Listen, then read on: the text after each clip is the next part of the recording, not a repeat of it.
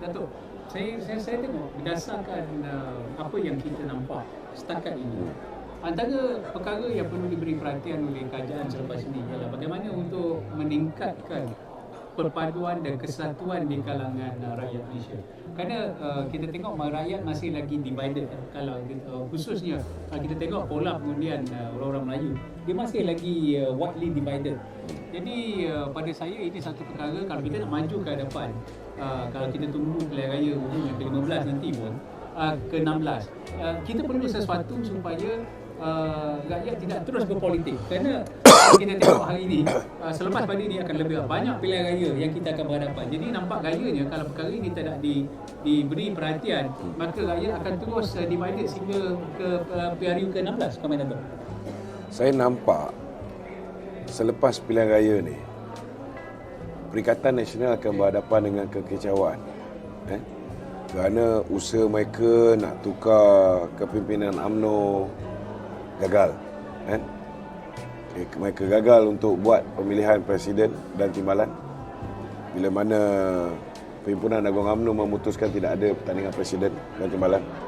Kemudian mereka gagal untuk pasang orang mereka untuk mengambil alih parti. Hari ini mereka bergantung harap kepada kemenangan 6-0. Mereka berharap mereka boleh, bak kata orang tu, memberikan pukulan lipat maut kepada UMNO khususnya dan Kerajaan Perpaduan dalam pilihan raya umum, pilihan raya di 6 buah negeri ni. Dan kali ini nampak gayanya hasrat mereka itu pun gagal sekali lagi. Maknanya peluang mereka untuk menukar kerajaan ini akan tertutup rapi. Akan tertutup rapi. Memang tidak dinafikan bahawa setiap kali ada pilihan raya kecil, mereka akan menghidupkan balik suasana tegang, keadaan tidak terkawal seperti mana ini. Tetapi bagi saya, cabaran kita yang paling besar pilihan raya 6 buah negeri ni je. Selepas kita selesai berhadapan dengan pilihan raya 6 buah negeri ni dan kita boleh nafikan mereka untuk memenangi ke semua 6 seperti mana yang mereka gemburkan mengatakan mereka akan sapu bersih 6-0, 6-0, 6-0. Akhirnya ianya kekal sebagai status quo dalam keadaan kita ni adalah satu gabungan baru. Gabungan mereka ni bukan gabungan baru. Gabungan mereka ni sudah masuk di Melaka, mereka sudah bertanding di Johor, mereka sudah bertanding di peringkat pilihan raya umum yang ke-14. Tetapi gabungan kita dengan Pakatan Harapan dan kawan-kawan yang lain ini ialah satu gabungan baru yang masih mempunyai potensi yang besar. Cuma ada di antara ahli-ahli kita di sebelah UMNO, ada juga yang masih belum boleh menerima kawan-kawan Pakatan Harapan khususnya DAP. Dan kita juga tidak nafikan ada di antara kawan-kawan DAP juga, masyarakat Cina contohnya. Kita lihat peratus pengeluaran keluar mengundi mereka ada sedikit rendah. Mungkin kerana ada juga di antara mereka yang dah terlalu lama termakan dengan apa yang dipanggil sebagai indoktrinasi tentang buruknya persepsi yang diwujudkan terhadap BN itu begitu buruk. Jadi ramai di antara mereka juga mungkin belum bersedia untuk mengundi calon-calon Barisan Nasional. Dan sebahagian daripada mereka masih lagi seperti biasa, bila datang pilihan raya kecil, bila datang pilihan raya negeri, dia orang punya tendensi untuk balik keluar mengundi, untuk support all out tu tak seperti mana pilihan raya umum.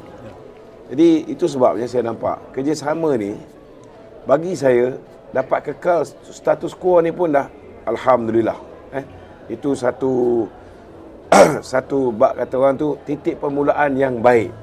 Selepas ini kita akan ada satu laluan jalan yang sudah dirintis dengan cukup baik yang akan membolehkan PMX mentadbir negara dengan cukup selesa, boleh fokus untuk bawa masuk pelabur-pelabur langsung asing dan lebih banyak lagi boleh fokus pulihkan hubungan diplomatik yang dirosakkan oleh Tun Dr. Mahathir antara Malaysia dengan India, antara Malaysia dengan China, antara Malaysia dengan negara-negara seperti Amerika dan sebagainya.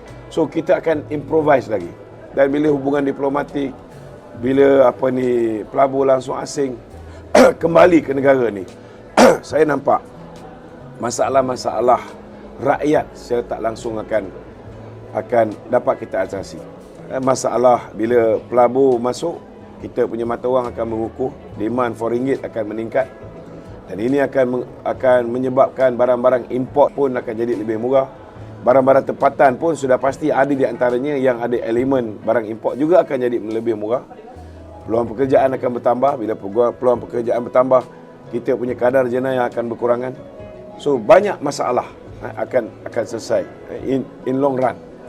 Jadi kita harap rakyat ni lebih bersabar, berikan masa yang secukupnya, dan sekiranya kita memberikan sokongan kepada kerajaan ini dengan baik, saya yakin we can be Asian Tiger back. Ini tak mustahil. Ya. Baik, YB, kalau kita tengok apa yang mereka nak cetuskan ialah mereka nak cetuskan satu perasaan dan juga keadaan ketidakstabilan supaya masih ada ruang untuk mereka kembali berkuasa. Kalau kita tengok apa pun keputusan yang didapati pada malam ini, ia tidak akan berubah keputusan di peringkat persekutuan. Tetapi dengan pola pengundian, kalaupun masih status quo 3-3, kita akan jangkakan mereka akan meneruskan propaganda untuk terus merampas kuasa kerana mereka kata mereka mendapat sokongan daripada orang Melayu. Komen ini bagi saya dia langgar titah Tuanku, titah Yang di-Pertuan Agong, yang mana kita tak boleh, berapa lama kita nak pecahkan perpaduan sama ada di kalangan rakyat namanya ataupun di kalangan orang Melayu dengan menjaja satu fantasi yang tidak mungkin berlaku pada waktu ini. Mereka menjaja katakan bulan 8 ni kerajaan persekutuan akan tumbang. Tak ada, takkan berlaku. Malam ni pun kita tengok result. Malam ni saya rasa they have a lot of explaining to do. Kata kepada dia punya supporters, dia kata ya kita dah sampai ada orang percaya. Dan bagi saya ada satu benda fundamental yang saya rasa kita kena usahakan. Tapi ini insya-Allah selepas ini. Dan betul, saya rasa mereka tidak akan berhenti. Tapi mereka kena faham, how long do you want to go on for? It's not going to happen. Sebab tak ada, Raja-Raja Melayu dah merestui pembentukan kerajaan perpaduan. Cukup-cukuplah menjaja. Yang saya paling kesal, yang cakap cerita-cerita macam ni adalah calon menteri besar mereka, ahli parlimen Pasir Mas. Takkan dia tak tahu ahli parlimen Pasir Mas, Fadli, dia ada dalam parlimen waktu Tuanku Yang di-Pertuan Agong titah.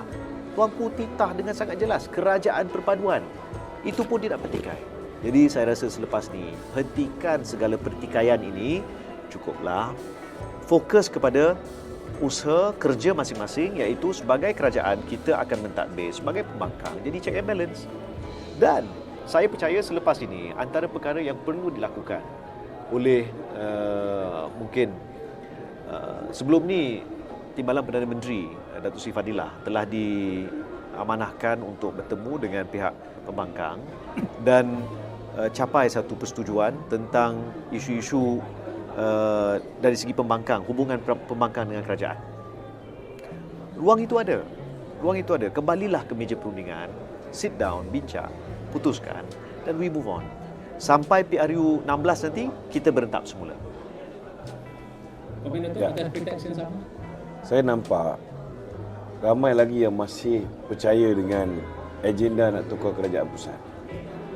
Dan ramai lagi yang masih terpedaya dengan agenda Melayu terancam di bawah kerajaan perpaduan.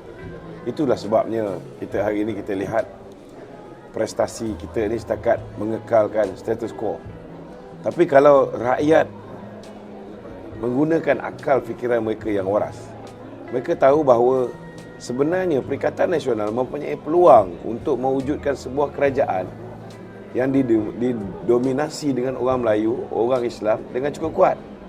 Sekiranya pada ketika baginda Tuanku menitahkan supaya Perikatan Nasional bekerjasama dengan Pakatan Harapan, kalau ketika itu Tan Sri Muhyiddin Yassin, kalau ketika itu Haji Hadi memikirkan tentang soal orang Melayu, memikirkan tentang soal agama Islam, dia patut terima tawaran tersebut. Kerana kalau mereka bekerjasama dengan Pakatan Harapan, maka jumlah ahli parlimen yang bersama membentuk kerajaan ialah 153 orang. Daripada 156 orang. Daripada 156 orang itu, 103 orang, 74 daripada Perikatan Nasional, 29 daripada Pakatan Harapan adalah orang Melayu Islam. So, berbanding dengan bukan Islam hanya 53. Dalam arti kata lain, Islam tu, Melayu tu akan membentuk 2/3 daripada kerajaan yang dibentuk, yang govern the country. Tetapi disebabkan mereka tidak fikir tentang soal Melayu, mereka tidak fikir tentang soal Islam, baginda tuanku menitahkan supaya BN bekerjasama. Dan bila BN bersama dengan kawan-kawan lain, bersama dengan PMX, kita membentuk sebuah kerajaan yang stabil juga, tetapi hanya 148 kerusi. Cuma dari segi komposisi orang Islam dengan bukan Islam, 76 bukan Islam dan 72 bukan Islam. Jadi kalau rakyat boleh berfikir dengan masak, adakah benar PAS dan Bersatu ni fikir soal Islam, fikir soal Melayu, mereka akan ada jawapan ni dengan sendirinya. Bahawa sebenarnya dua manusia ni, Haji Hadi baik, begitu juga dengan Muhyiddin, mereka hanya fikir tentang soal kedudukan mereka. Kalau ketika itu baginda tuanku menitahkan supaya Muhyiddin, disebabkan kamu ada pengalaman jadi Perdana Menteri dan Anwar hanya ada pengalaman jadi Timbalan Perdana Menteri, maka Muhyiddin lah, walaupun Anwar ada 82 kursi, kamu ada 73, Muhyiddin lah jadi Perdana Menteri dan Anwar jadi Timbalan Perdana Menteri. Nescaya pada ketika itu mereka akan bersetuju.